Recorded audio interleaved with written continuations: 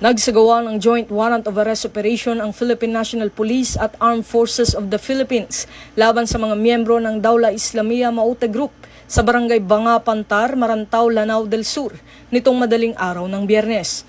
Pinangunahan ng Criminal Investigation and Detection Group Regional Field Unit BAR ang operasyon katuwang ang mga unit ng Philippine Army at Intelligence Units alinsunod sa PNP Focus Agenda, partikular sa Enhanced Managing Police Operations at sa direktiba ni Pangulong Ferdinand Bongbong Marcos Jr. na paigtingin ang kampanya laban sa mga wanted persons at lawless elements.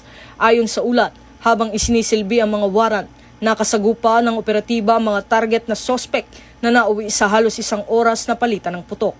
Tiniyak ng mga otoridad na sinunod ang maximum tolerance at naingatan ang kaligtasan ng mga residente sa lugar. Batay sa paunang impormasyon, 10 ang nasawi, kabilang ang umano'y leader at mga sub-leader ng grupo na nakilala sa mga alias na Usman, Musli, Orak, Pakmin, Nasif, Turab, Yakina at Pulindan kasama ang 2 hindi pa nakikilalang babae.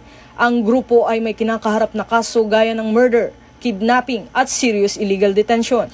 Na-recover sa lugar ang mga baril, bala, mobile phones, electronic components at mga IED materials kabilang ang detonating cord, blasting caps at improvised grenades.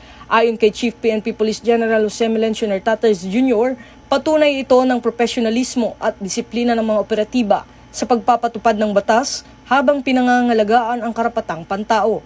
Patuloy naman ang follow-up operations ng PNP at AFP para sa verifikasyon ng mga nasawi, pagproseso ng ebidensya at pagtukoy sa iba pang kasabwat bilang bahagi ng pinaigting na kampanya laban sa terorismo at upang matiyak ang tuloy-tuloy na kapayapaan at seguridad sa Mindanao. Ito ang bagong PNP para sa bagong Pilipinas, serbisyong mabilis, tapat at nararamdaman.